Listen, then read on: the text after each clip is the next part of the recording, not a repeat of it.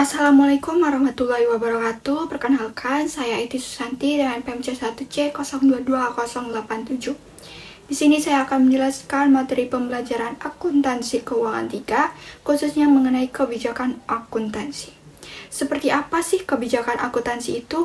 Nah, untuk mengetahuinya, langsung saja kita mulai pembahasannya. Jadi, di dalam laporan keuangan, itu terdapat catatan atas laporan keuangan. Yang mana di dalam catatan atas laporan keuangan atau CALK itu memuat penjelasan terkait dengan kebijakan akuntansi yang digunakan dan penjelasan dari setiap akun-akun yang ada dalam laporan keuangan.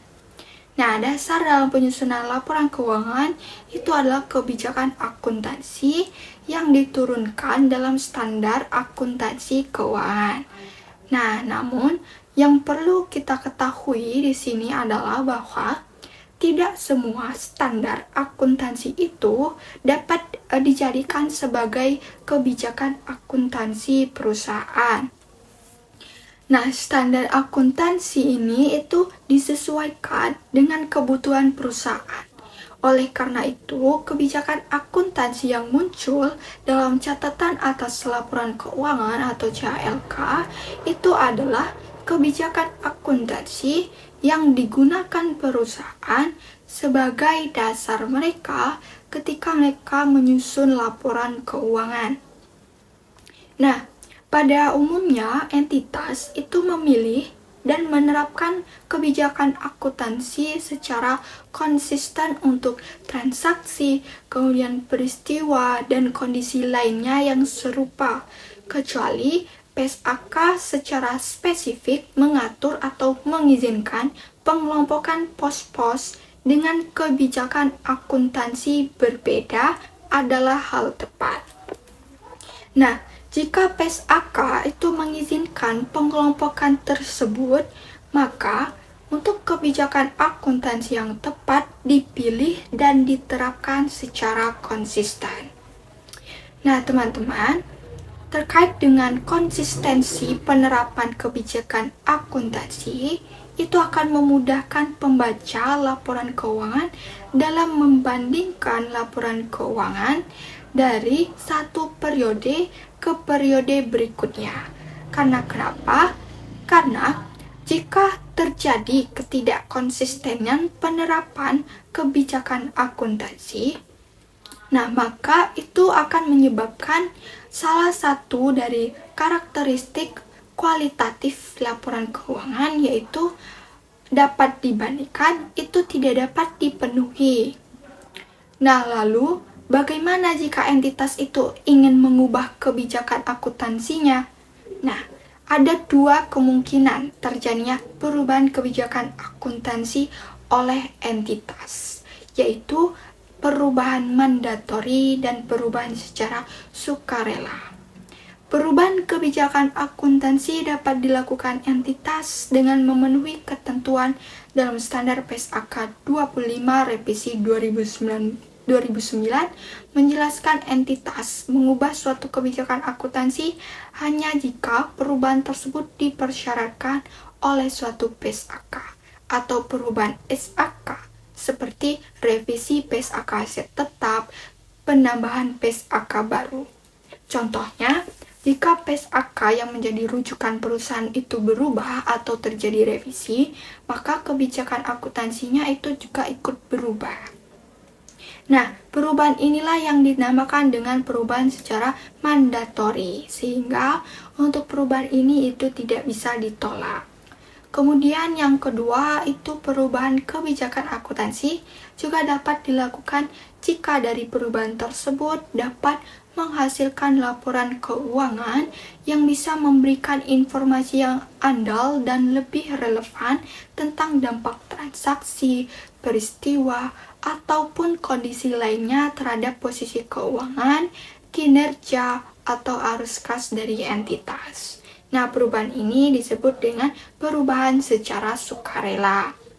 Jika perubahan dilakukan secara sukarela, maka entitas itu harus dapat meyakinkan bahwa perubahan tersebut akan menghasilkan laporan keuangan yang lebih andal serta lebih relevan atau menjadikan kualitas laporan keuangan perusahaan tersebut meningkat. Nah, kebijakan akuntansi yang dilakukan secara sukarela itu diterapkan secara retrospektif. Apa itu retrospektif? Retrospektif itu yakni penerapan kebijakan akuntansi baru untuk transaksi, peristiwa, dan kondisi lain yang mana seolah-olah kebijakan tersebut telah diterapkan. Ketika perubahan kebijakan akuntansi diterapkan secara retrospektif, maka di sini entitas itu menyesuaikan saldo awal dari setiap komponen ekuitas yang terpengaruh untuk periode sajian paling awal, dan jumlah komparatif lainnya diungkapkan untuk setiap periode sajian seolah-olah kebijakan akuntansi baru tersebut sudah diterapkan sebelumnya. Nah, perubahan kebijakan akuntansi terjadi jika entitas mengubah pilihan kebijakan akuntansi untuk suatu transaksi atau peristiwa yang sama. Jika entitas menerapkan kebijakan akuntansi baru untuk peristiwa dan transaksi yang baru dan berbeda dari sebelumnya, maka hal itu tidak dianggap sebagai perubahan kebijakan akuntansi. Nah, perubahan kebijakan akuntansi itu dapat terjadi karena keharusan, karena kebijakan standar yang mengharuskan entitas untuk menerapkan metode baru. Misalnya, pada PSAK 24 Revisi 2013 tentang imbalan kerja, itu mengharuskan entitas menggunakan pendekatan penghasilan komprehensif lain dalam menentukan keuntungan atau kerugian aktuaria. Jika entitas selama ini menggunakan pendekatan koridor, maka perubahan kebijakan akuntansi tersebut merupakan perubahan yang harus dilaksanakan.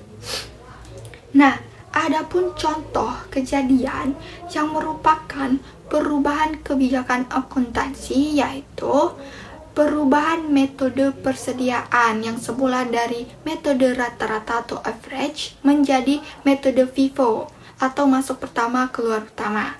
Kemudian ada perubahan pengakuan pendapatan konstruksi dari metode biaya terpulihkan menjadi metode persentase penyelesaian. Lalu ada juga perubahan metode penilaian aset tetap dan aset tak berwujud dari metode biaya ke metode revaluasian. Nah, kemudian seperti apakah perlakuan akuntansi terkait dengan perubahan kebijakan akuntansi itu? Jadi teman-teman, menurut PSAK 25 Revisi 2009, entitas itu mencatat perubahan kebijakan akuntansi akibat dari penerapan awal suatu PSAK sesuai dengan ketentuan transisi dalam PSAK tersebut. Jika tidak ada ketentuan transisi, maka entitas menerapkan perubahan tersebut secara retrospektif.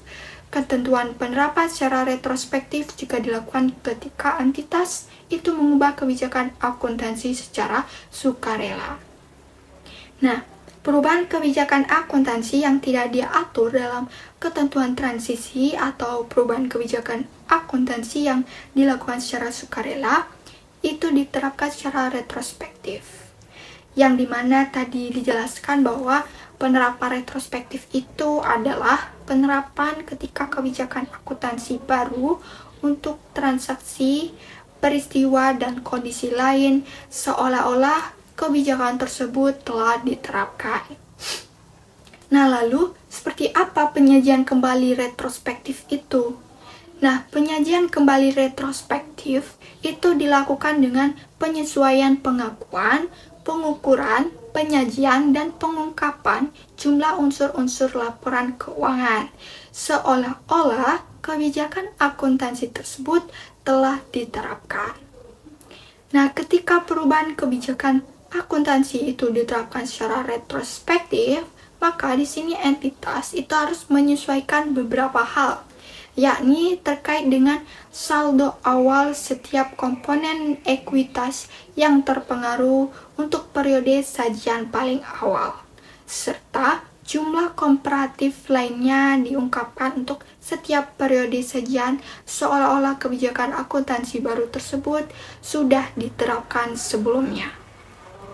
Nah, teman-teman, secara umum penerapan perubahan kebijakan akuntansi itu dilakukan dengan prosedur yang sama, walaupun kebijakannya itu berbeda-beda. Dampak dari setiap kebijakan dalam setiap item dalam laporan keuangan itu harus diidentifikasi, sehingga dapat menelusuri dampak perubahan tersebut pada item apa saja dalam laporan keuangan.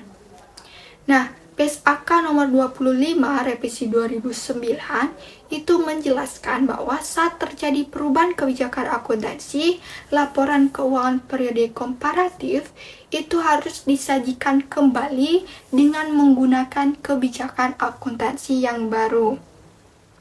Khusus untuk laporan posisi keuangan, entitas itu harus menyajikan laporan posisi keuangan awal periode komparatif. Sehingga terdapat 3 laporan posisi keuangan. Nah, laporan perubahan ekuitas, khususnya bagian saldo laba, itu harus disajikan kembali dengan melakukan penyesuaian atas dampak dari perubahan kebijakan akuntansi tersebut.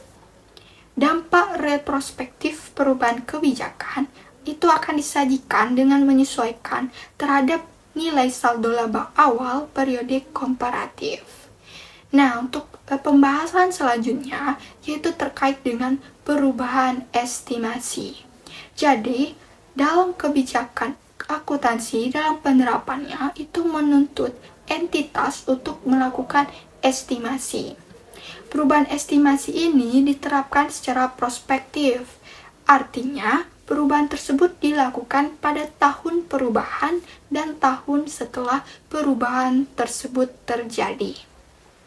Nah, beberapa contoh estimasi yang digunakan dalam penyusunan laporan keuangan itu, contohnya ada estimasi umur manfaat dari suatu aset, lalu ada estimasi piutang tak tertagih, estimasi nilai wajar aset keuangan dan liabilitas keuangan, kemudian ada estimasi persediaan yang rusak, estimasi liabilitas garansi, estimasi manfaat beban yang ditangguhkan.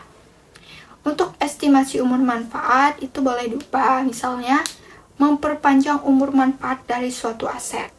Dari perubahan estimasi itu, maka ada konsekuensinya, yaitu menghitung ulang beban penyusutan dengan perubahan estimasi umur manfaat ekonomis tersebut. Dampak perubahan estimasi akuntansi itu diakui secara prospektif dalam laporan laba rugi pada periode perubahan jika dampak perubahan hanya pada periode itu, atau yang kedua pada periode perubahan dan periode mendatang jika perubahan berdampak pada keduanya. Perubahan estimasi itu menyebabkan nilai yang diakui dalam beban atau pendapatan. Nah, pos yang mengalami perubahan akan disajikan berdasarkan dasar perhitungan estimasi yang baru. Pengungkapan dalam catatan atas laporan keuangan itu diperlukan sehingga pemakai itu dapat mempertimbangkan perubahan tersebut dalam melakukan analisis laporan keuangan. Nah, kemudian berkaitan dengan kesalahan. Jadi, dalam menyusun laporan keuangan, entitas itu mungkin saja melakukan kesalahan. Laporan keuangan dapat menjadi tidak sesuai dengan SAK jika mengandung kesalahan material atau tidak material yang disengaja. Jika ditemukan kesalahan, maka kesalahan tersebut haruslah dikoreksi. Jika laporan keuangan periode tersebut belum diselesaikan, maka koreksi dengan mudah dapat dilakukan pada pos yang ditemukan kesalahannya. Namun, jika seandainya kesalahan tersebut ditemukan pada periode berikutnya, maka pos tersebut itu tetap harus dikoreksi dan dampaknya itu diterapkan secara retrospektif. Nah, entitas itu mengoreksi kesalahan material periode lalu secara retrospektif pada laporan keuangan yang diterbitkan itu setelah ditemukannya dengan yang pertama menyajikan kembali jumlah komparatif periode lalu ketika dimana kesalahan tersebut terjadi, atau yang kedua jika kesalahan terjadi sebelum periode lalu sajian paling awal. Nah, maka entitas itu menyajikan kembali saldo awal aset, liabilitas, dan ekuitas untuk periode lalu sajian paling awal. Nah, teman-teman, mungkin itu saja penjelasan dari saya mengenai kebijakan akuntansi. Semoga penjelasan yang telah saya sampaikan ini dapat bermanfaat bagi kita semua. Saya mohon maaf apabila ada salah kata atau salah pengucapan ataupun salah dalam pengertian makna. Saya akhiri, wassalamualaikum warahmatullahi wabarakatuh.